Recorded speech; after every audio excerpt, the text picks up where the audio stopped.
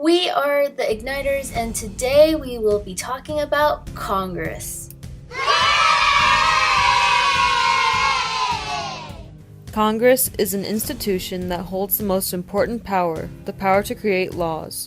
Under Article 1 of the Constitution, it also has the power to tax, to spend, to regulate commerce, and to declare war. Congress is structured to have two chambers, the House of Representatives and the Senate, to be able to pass legislation.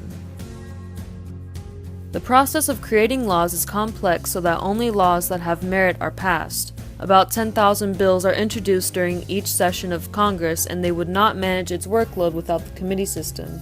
Committees are sent bills within its jurisdiction, which allows only the experts to review the bill.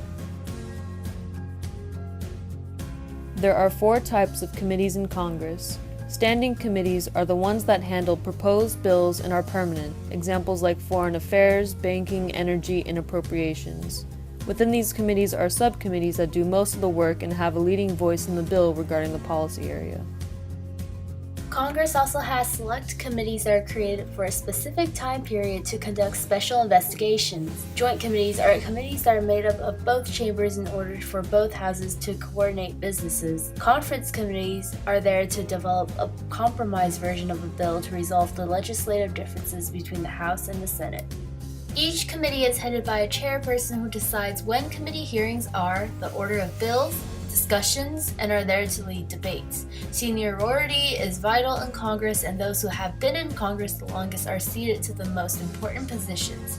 The party who is in control is the one who holds the most seats in the committees.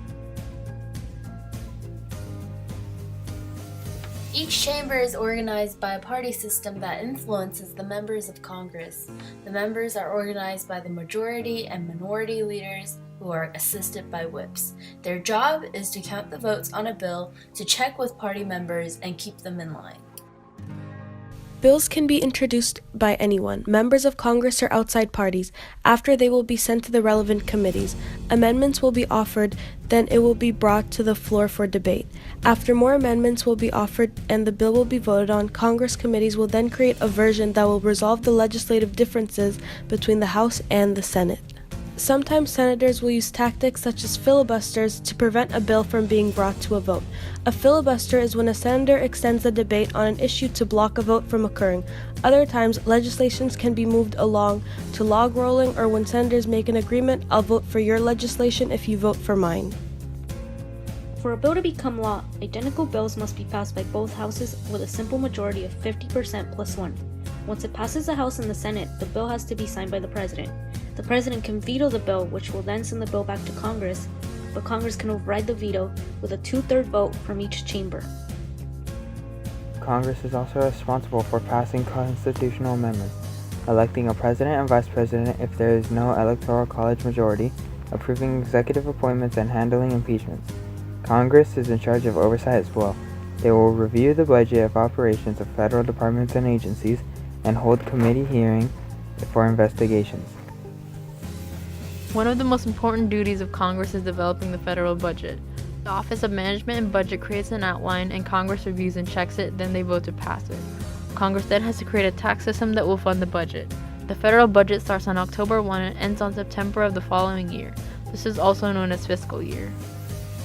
Members of Congress represent various interests. They often look at issues through the perspective of their constituents. They usually side with what aligns with their party, but legislators will also pay attention to powerful lobbies.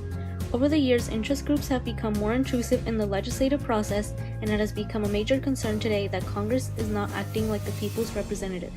Members of the House of Representatives must be at least 25 years old and have been a citizen for at least 7 years, while senators must be at least 30 years old and have been a citizen for at least 9 years. There are 100 Senate members and 435 House members. It is disproportionately white and male.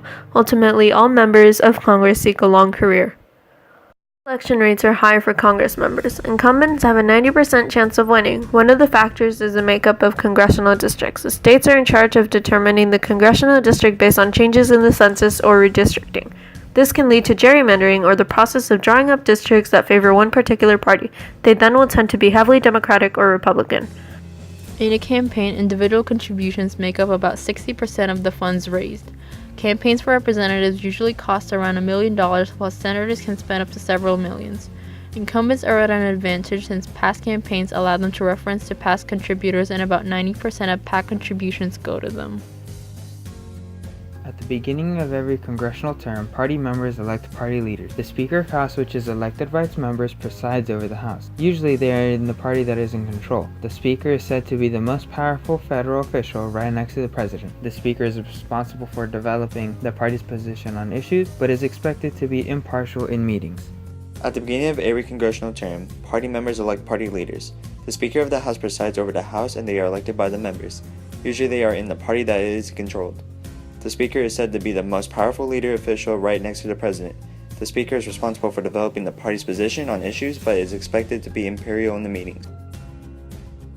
The presiding officer of the Senate is the Vice President, who is not allowed to vote unless there is a tie. In the Senate, the most important leadership position is the Majority Leader. They are in charge of formulating the majority party's legislative agenda and heading the party's policy committee. They are also assisted by the Majority Whip. The Minority Party has also leaders like the Majority Party. Congress has come under public criticism. From the three branches of government, Congress has the lowest public approval rating. People are concerned that partisanship has gotten out of hand, leading to unnecessary gridlock, or when passing legislation becomes difficult. They believe that Congress no longer reflects the views of its constituents, and representatives only focus on interest groups that can fund them. The strengths of Congress lie in its representatives, its attention to local interests, and its function as an institution where legislations that benefit the people are passed. Since Congress is not a place where the majority can rule easily, compromise and party unity is necessary, and it's the clearest way for the majority to overcome its obstacles.